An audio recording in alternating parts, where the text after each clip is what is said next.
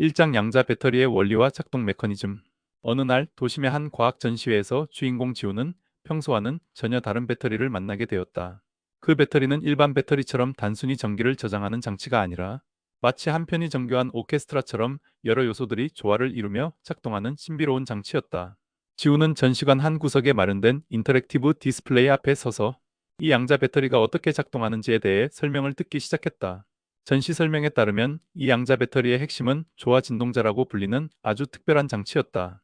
이 조화 진동자는 마치 물결처럼 부드럽게 진동하며 에너지를 저장하는 역할을 하는데, 그 진동의 리듬 속에는 비밀스러운 양자 정보가 숨어 있다고 한다. 지우는 이를 상상하며 마치 바람에 흔들리는 나뭇잎 하나하나가 고유한 리듬을 가지고 있는 것처럼 이 배터리도 각각의 양자 입자들이 자신만의 리듬과 이야기를 가지고 있다는 느낌을 받았다. 또한 이 배터리는 양자 충전기와 함께 작동한다고 했다. 양자 충전기는 일반적인 충전기와는 달리 에너지를 단순히 주입하는 것이 아니라 배터리 내부의 양자 상태와 정교하게 소통하면서 에너지를 전송한다. 그 과정은 마치 두 사람이 조용한 대화를 나누며 서로의 마음을 읽어내는 것처럼 배터리와 충전기 사이에 이루어지는 섬세한 정보 교환이라고 설명되었다. 지우는 이 설명을 들으며 충전기가 배터리 속에 정돈된 양자 패턴을 보존하면서 에너지를 전달하는 모습이 눈앞에 선듯한 생생한 상상을 하게 되었다. 더 흥미로운 점은 이 양자 배터리가 작동하는 환경 자체가 특별하다는 것이었다. 일반적인 환경에서는 에너지가 여기저기 흩어져 버리기 쉽지만 이 배터리는 비마르코프적 환경 속에서 작동한다. 이 환경은 마치 기억을 간직한 오래된 도서관처럼 배터리와 충전기 사이의 에너지 흐름을 꼼꼼하게 지켜보며 외부로의 에너지 누수를 막아주는 역할을 한다. 지우는 이 설명을 들으면서 마치 중요한 비밀을 안전하게 보관하는 금고와도 같은 느낌을 받았다. 그 금고 안에는 단지 에너지뿐 아니라 그 에너지가 담긴 정교한 정보가 함께 보존되어 있었고, 이 정보 덕분에 나중에 필요한 순간에 그 에너지를 온전히 꺼낼 수 있게 된다는 것이다. 전시장을 둘러보며 지우는 이 모든 과정이 하나의 아름다운 동작으로 연결되어 있다는 사실에 감탄했다. 배터리 속에서 에너지는 충전기와의 상호작용을 통해 정해진 리듬으로 흐르고, 그 리듬은 환경의 보호 속에서 유지되면서 결국 우리가 일상에서 사용하는 전기로 변환된다. 이 모든 과정은 단순한 기계적 작동을 넘어서 마치 한 편의 교향곡처럼 각각의 구성 요소들이 조화를 이루며 완벽한 하모니를 만들어내는 것과 같았다. 지우는 전시회를 나서며 한때 자신이 단순히 전기를 저장하는 배터리라고 생각했던 옛 생각이 얼마나 좁았는지를 깨달았다. 이제 그는 에너지가 단순한 물리적 현상이 아니라 그 안에 담긴 정교한 양자 정보와 이야기가 함께 어우러진 마치 살아있는 예술 작품과 같은 존재라는 새로운 관점을 품게 되었다. 2장. 에너지 엔트로피, 에르고트로피, 그리고 정보. 어느 한적한 시골 마을의 작은 카페에서 노신사는 매일 아침 뜨거운 커피 한 잔과 함께 옛날 이야기들을 꺼내곤 했다. 어느 날 그는 젊은 청년 민수와 함께 앉아 에너지와 정보에 관한 아주 특별한 이야기를 풀어내기 시작했다. 노신사의 목소리는 잔잔하지만 깊었고, 그의 이야기는 마치 오래된 서사시처럼 한 장 한 장 펼쳐지는 듯했다. 옛날 옛적에 세상은 단순히 에너지가 왔다 갔다 하는 것이 아니라 그 에너지 속에 깊은 비밀, 곧 정돈된 정보가 숨어 있었다네. 우리가 흔히 생각하는 전기나 열은 단지 외부로 보이는 모습일 뿐, 그 안에는 작고도 소중한 정보의 씨앗이 자리 잡고 있었지. 노신사는 천천히 커피를 한 모금 마시며 이야기를 이어갔다. 민수는 호기심 어린 눈으로 노신사의 말을 듣고 있었다. 노신사는 계속해서 말했다.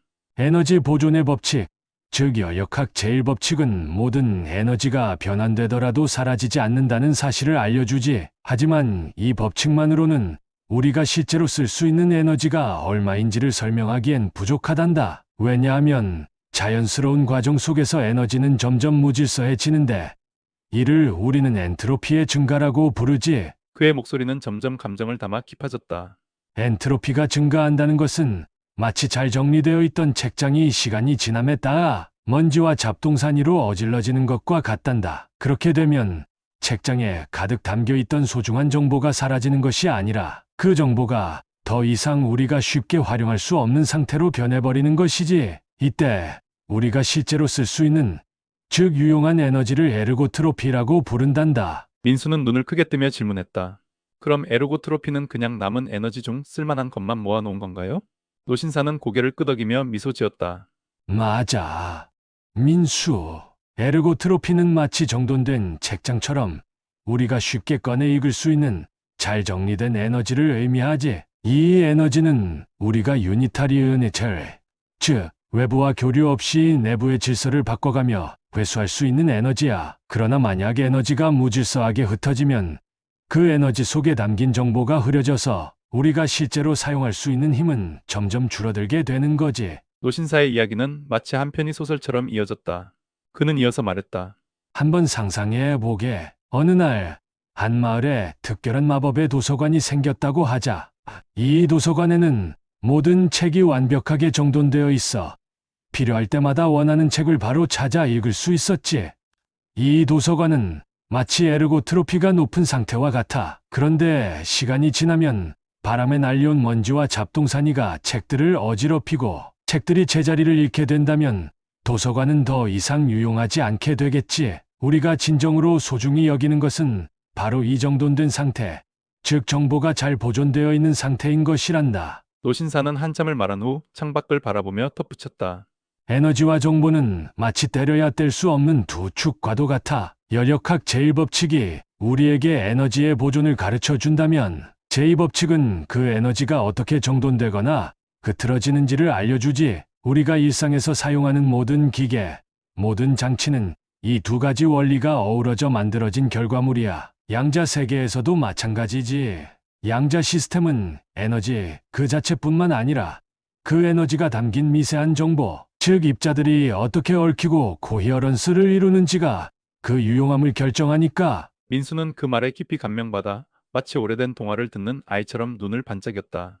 노신사의 이야기는 단순한 과학적 설명을 넘어 삶의 한 부분처럼 느껴졌고 에너지와 정보의 통합적 개념은 그에게 새로운 세계로의 문을 열어주는 열쇠처럼 다가왔다. 그렇게 그 카페 안에서는 에너지와 엔트로피, 에르고트로피, 그리고 정보가 하나로 어우러진 신비로운 이야기가 세월의 흐름 속에서 한 편의 소설처럼 펼쳐지고 있었다. 3장. 실제 구현 사례와 기술적 도전. 한때 도시 외곽의 한 첨단 연구소를 방문한 지우는 평소 과학, 소설에서나 볼 법한 이야기가 현실에서 어떻게 펼쳐지는지 직접 목격하게 되었다. 연구소 복도 끝에 자리 잡은 작은 전시관에는 눈부시게 빛나는 작은 장치들이 줄지어 놓여 있었고 그 중 하나는 평범한 배터리와는 차원이 달라 보이는 양자 배터리였다. 지우는 호기심 어린 눈으로 전시장을 둘러보며 연구원들의 설명을 들었다. 그들은 마치 오래전 전설 속에서 마법의 도서관을 찾아낸 모험가처럼 이 양자 배터리의 원리와 작동 방식을 설명했다. 이 배터리는 단순히 화학 반응을 통해 전기를 저장하는 게 아니라 양자 LC 회로라는 특별한 장치를 기반으로 합니다. 여기에는 인덕터와 커패시터가 마치 조화로운 오케스트라처럼 함께 작동하며 양자 상태를 통해 에너지를 저장하고 추출합니다. 라는 한 연구원의 말에 지우는 마치 한 편의 소설 속 모험 이야기를 듣는 듯한 기분이 들었다. 전시관 한켠에는 실제 실험실에서 구현된 양자 배터리 모델이 있었다. 연구자들은 이 모델을 통해 우리가 일상에서 흔히 사용하는 배터리보다 훨씬 빠르고 효율적으로 에너지를 저장할 수 있음을 증명해 보였다. 그들은 충전 과정에서 비마르코프적 환경이라는 특별한 조건을 인위적으로 만들어 외부의 방해 없이 배터리 내부의 에너지가 온전히 모일 수 있도록 했다고 설명했다. 이 환경은 마치 오랜 기억을 간직한 고서관처럼 배터리와 충전기 사이의 에너지 교환을 정교하게 지켜보며 에너지가 외부로 새어나가지 않도록 하는 역할을 했다. 지우는 그 모습을 보며 이 모든 기술이 단순한 실험실 장치에 머무르지 않고 곧 우리 일상으로 확산될 날이 올 것이라는 기대감을 느꼈다. 하지만 연구원들은 또한 여러 기술적 도전 과제에 대해서도 솔직하게 털어놓았다. 우리는 지금 극저온 환경에서 이 시스템을 안정적으로 운영하고 있습니다. 그러나 상업적으로 활용하려면 냉각 비용과 제어 기술을 획기적으로 개선해야 하는 상황입니다. 라는 말에 지우는 첨단 기술의 이면에 있는 어려움과 열정을 동시에 느낄 수 있었다. 전시관을 나서며 지우는 밤하늘을 바라보았다. 그 순간 그는 수많은 별들이 서로 다른 빛을 내면서도 어딘가에서 하나의 큰 그림을 이루듯 이 양자 배터리 기술도 우리 생활의 한 부분으로 자연스럽게 스며들 것이라는 확신을 갖게 되었다. 연구실에서 들은 이야기는 단순한 기술 설명을 넘어 마치 미래의 에너지 관리 시스템을 예견하는 서사서와도 같았다. 이 기술이 상업화되면 전통적인 배터리의 한계를 뛰어넘어 에너지 효율을 극대화할 뿐 아니라 우리 사회 전반에 걸쳐 혁신적인 변화를 이끌어낼 것이라는 희망이 지훈의 마음속에 깊이 자리 잡았다. 그날 밤 지훈은 집으로 돌아가는 길에 미래의 모습을 상상했다. 도시의 불빛 아래 양자 배터리 기술로 구동되는 자동차와 스마트 기기들이 마치 마법처럼 작동하며 에너지 관리의 새로운 시대를 열어가는 장면이 눈앞에 펼쳐졌다. 이 모든 것은 단순한 과학적 호기심을 넘어서 인류의 삶을 풍요롭게 할 혁신적인 도약의 시작임을 그는 느꼈다. 4장. 연력학 법칙과 양자 정보의 통합적 관점. 어느 늦은 오후 도심의 한 공원 벤치에 앉은 할아버지 민수는 어린 시절 우연히 들은 한 이야기를 회상하기 시작했다. 그 이야기는 바로 에너지와 정보에 관한 것이었다. 민수는 젊은 시절 한 과학자가 열역학의 법칙을 이야기하며 에너지 보존과 무질서의 증가에 대해 설파했던 모습을 아직도 생생하게 기억한다. 그때 그는 단순히 전기가 흐르고 열이 오르내리는 모습만을 보았지만 이제는 그 이면에 숨겨진 또 다른 세계를 상상하게 되었다. 민수는 마음속으로 이렇게 생각했다. 에너지는 결코 단순히 저장되고 사용되는 것만이 아니지. 그 안에는 마치 정교하게 엮인 이야기처럼 한 줄기 질서와 정보가 함께 흐르고 있어. 그의 눈앞에는 마치 오래된 서재의 책장처럼 에너지의 본질과 그 안에 담긴 정보를 지켜주는 질서가 떠올랐다. 그는 이 생각을 풀어내기 위해 옛 친구 지훈을 불러 함께 산책을 나섰다. 산책을 하며 두 사람은 하늘을 바라보았다. 지훈은 별들이 반짝이는 광경을 보며 말했다. 별들도 각자 자리를 지키면서 서로 간섭하지 않지만 동시에 전체 우주의 한 부분으로 조화롭게 어우러져 있는 것 같아. 에너지와 정보도 마찬가지 아닐까? 에너지는 보존되지만 그 안에 정돈된 정보가 얼마나 유지되는가에 따라 우리가 실제로 쓸 수 있는 힘이 달라지는 거지. 지훈의 말에 민수는 고개를 끄덕이며 옛 기억을 되새겼다. 그는 한때 과학자가 열심히 강의하며 설명했던 열역학 제1법칙과 제2법칙이 단순한 숫자나 공식에 머무르는 것이 아니라 바로 우주의 질서와 무질서, 그리고 그 사이의 미묘한 균형을 이야기하는 것임을 다시금 깨달았다. 두 사람은 천천히 걸으며 에너지의 흐름에 대해 상상하기 시작했다. 민수는 어린 시절 들었던 이야기를 하나 꺼내며 말했다. 옛날 한마을에 모든 책이 잘 정리된 도서관이 있었어. 그 도서관은 마치 우리가 쓸 수 있는 유용한 에너지처럼 필요한 순간 언제든지 꺼내 쓸 수 있었지. 그런데 시간이 지나면서 도서관 안의 책들이 먼지와 잡동사니에 휩싸이게 되면 정돈된 정보는 사라지고 말았어. 그렇게 되면 도서관은 비록 책이 가득하지만 우리가 실제로 원하는 책을 찾기 힘들어졌지. 민수의 이야기를 듣던 지우는 미소를 지으며 덧붙였다. 바로 그게 우리가 말하는 에르고트로피와 비슷한 개념이야.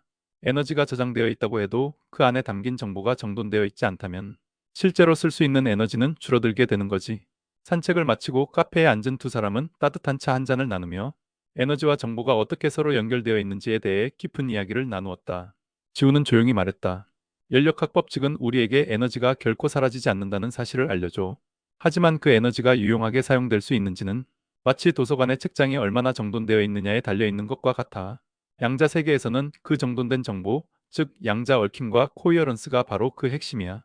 만약 그 정보가 잘 보존된다면 에너지의 대부분을 우리가 원하는 방식으로 사용할 수 있게 되는 거지. 민수는 그 말을 듣고 눈을 반짝였다. 그렇다면 에너지와 정보는 사실 서로 때려야 뗄 수 없는 한 몸 같은 존재군. 우리가 에너지를 다루는 모든 기술은 결국 이 두 가지가 어우러져야 제대로 작동하는 거네. 그의 목소리에는 오랜 세월의 지혜가 묻어 있었고 지훈도 고개를 끄덕이며 동감했다. 그날 저녁 두 사람은 각자의 집으로 돌아가면서도 그날 나눈 이야기가 오랫동안 마음에 남을 것임을 느꼈다. 민수와 지훈은 이제 에너지와 정보가 단순한 물리적 현상을 넘어서 우리 삶의 깊은 곳에서 서로 연결되어 있는 하나의 거대한 서사임을 확신하게 되었다. 토트샘의 사이언스 캐치로부터